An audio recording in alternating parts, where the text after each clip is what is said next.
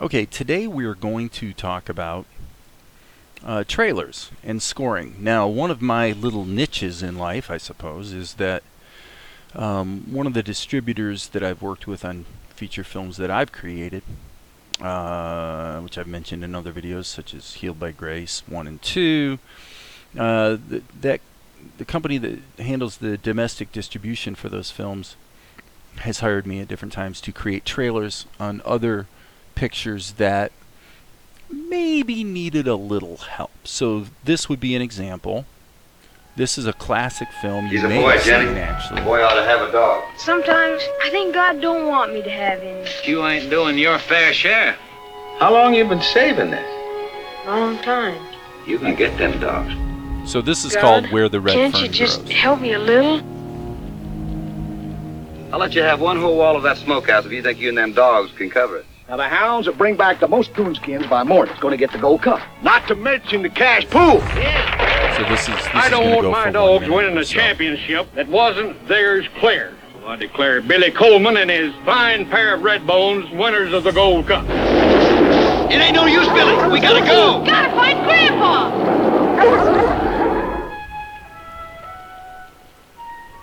I prayed for both of my dogs. Why did I have to lose you too, little girl? A red fern. Maybe it's God's way of explaining to Billy about his dogs. God was a mind to get your dog. He'd be doing all the work. That wouldn't be good for your character. I don't want character. I want dogs. Oh, that's a great line. And that's what you do. You go through this film and you try to find the moments or the lines of dialogue that really capture some emotion, and you try to find the beats that kind of propel you through the story.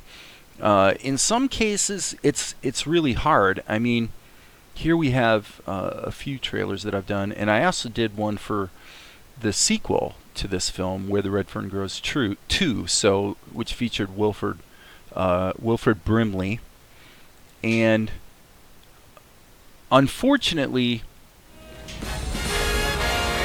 so I'm just going to skip through Time this one. saving up the money for them dogs. What was it, Red Bone? Well, I haven't been coon hunting in a long time, Grandpa. You remember how we talked about you making a deal with God? How if He held up His end of the bargain, you'd So you can see what the process is you try to find the emotional center.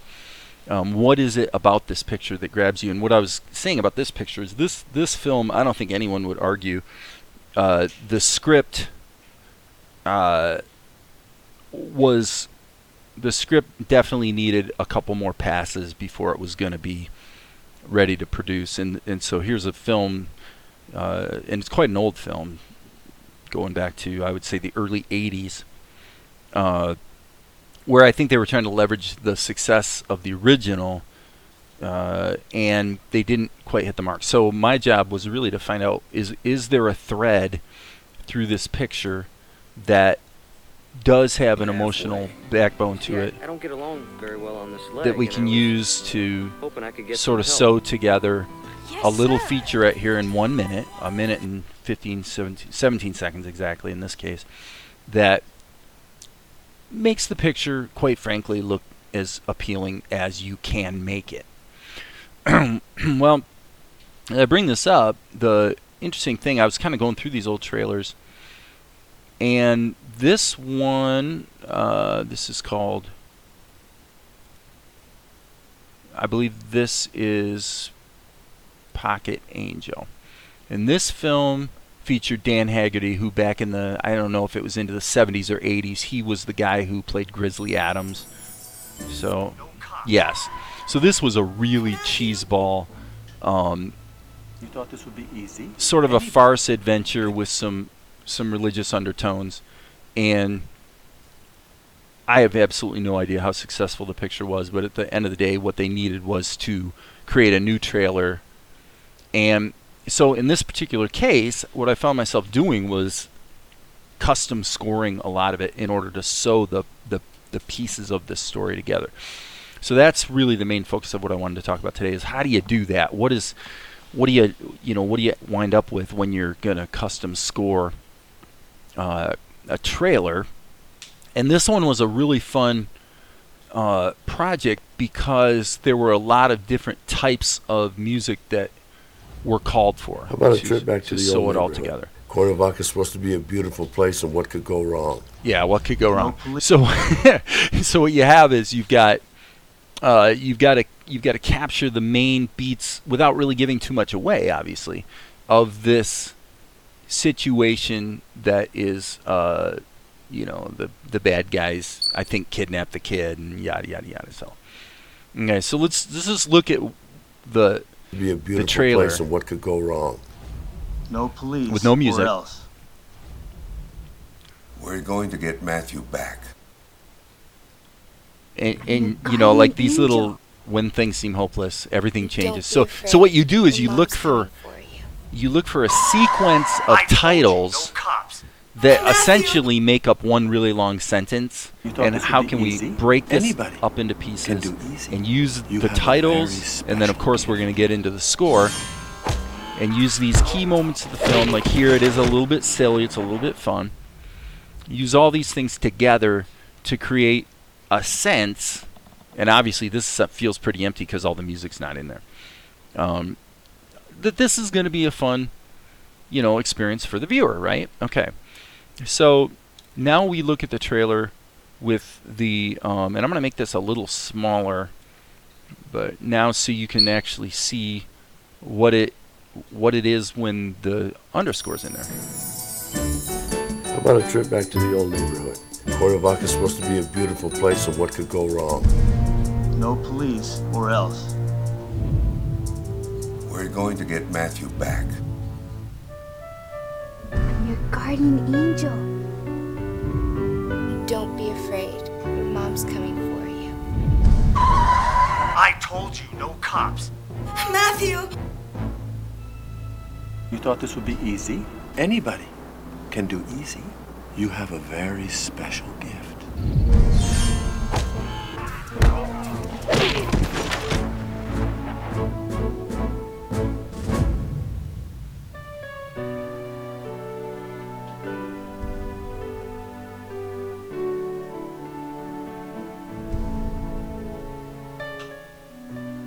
Do you believe in guardian angels? So there I used a little judicious slow motion to just make it, the emotion of that moment, a little better, because obviously you can tell that the woman's dialogue was obviously looped, meaning it was all dialogue replaced in post, and the reading of the lines was a little stiff. So now let's go back here and turn the volume down on the actual dialogue, so all we hear is the underscore.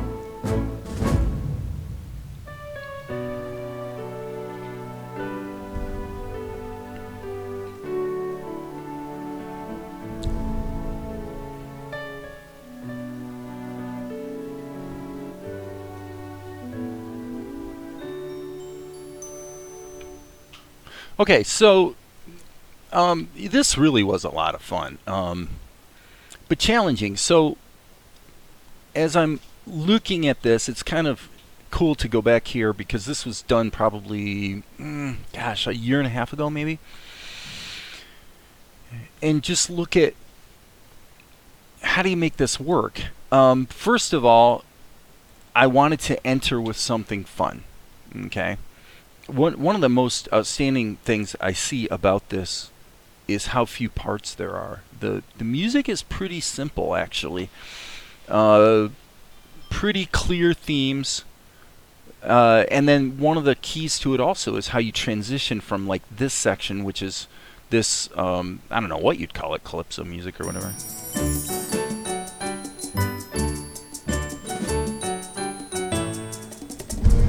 Okay, so you hear the I don't know, like maracas or some sort of conga type things, and that transitions you. And one thing that's definitely useful in trailer work is you can use this track, which is the trailer effects, to get you from one place to another. It's quite useful. So you get this,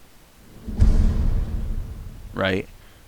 And that's oftentimes very, very helpful, because you got to get from this to this next piece, which is a completely different piece of music.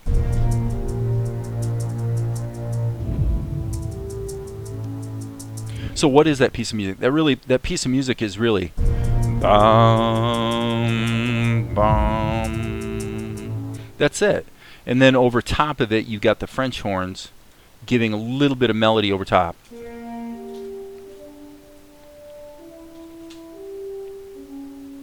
But honestly, other than that, I'm just looking at these other tracks here. You got these shakers. I don't even know why that track's in there. You can't even hear it. That's not really doing anything. So really, the essence of this section is this. 2 notes. But boy, does it work. Okay, so what comes next?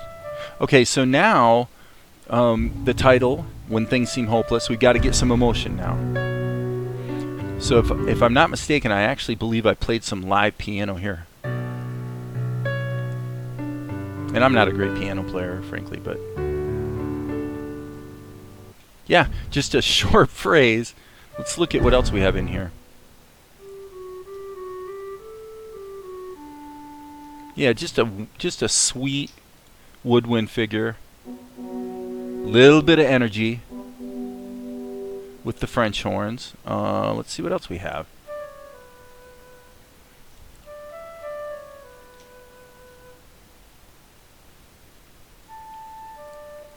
Okay, so now I want to look over here. Yeah, so this is essentially the same theme exactly. I don't even know. I may have cut and pasted it from one section to the other. And then what else? Okay, now this part's fun. So now all of a sudden we got to get from, I mean, what have we got here? So far we've got Calypso, we've got Worry, we've got Yearning or Hopeful. Now we got a Chase. Let's look at that a little more closely. Sure, we've got a transition here with the trailer effects. Yeah, to get you into it. So there's that. And let's see what else there is. Contrabass. What's the contrabass doing? Again, 2 notes. And when it gets to the second note, that second note is reinforced an octave below, so you really get that nice slow rumble going on. Let's see what this is. Spiccato. Okay, so this part is really, this song or this section is really summed up by the pizzicato. So let's put these guys in here and see what we have. Very simple. Simple but effective. Okay, and that's basically all there is. The pizzicato and the low bass. And then we got this sustaining note to get you into this section, because the dialogue was really the dialogue carried the day pretty well, I thought, in this section. And it could even be, actually, we could listen here, it could be that there was music under the original show. Can do easy. You Nope. have a very... Doesn't look like it. So This would be easy. Anybody can do easy. You have a very special gift. now we're back into the chase. Now, did I repeat the music that I had before? Let's see. Pretty much, yeah. I'm going to turn this off so we don't hear all the sound effects from the fight. So I think that one thing that's kind of different here is the the brass coming in and giving it a little bit of an emotional push. Okay, it's not the trombone. It's probably the French horn, I would guess. Yeah, it's kind of like... It gives it a little bit of a groping, yearning thing, that pushing it forward, that, I don't know, to me, I guess sort of says that the good guys are going to probably come out on top here.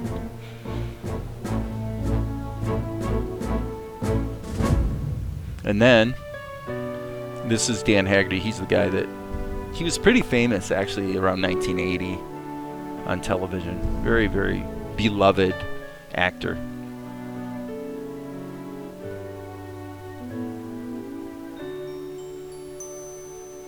Now this is interesting because it doesn't seem to be really quiet. It's just, I don't even, you probably can't even hear it.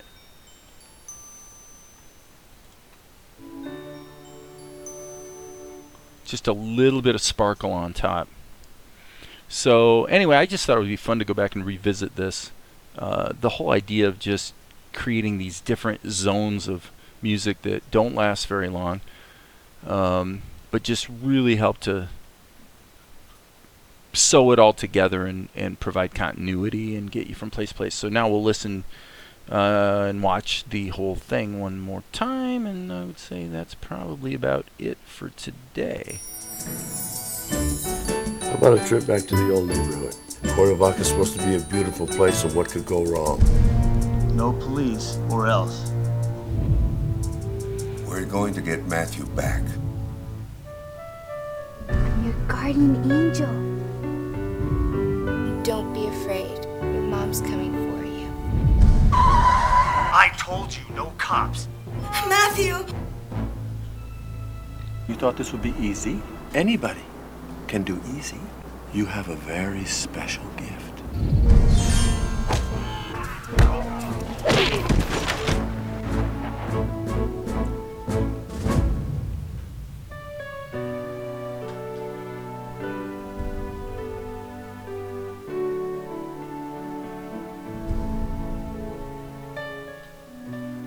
Do you believe in guardian angels?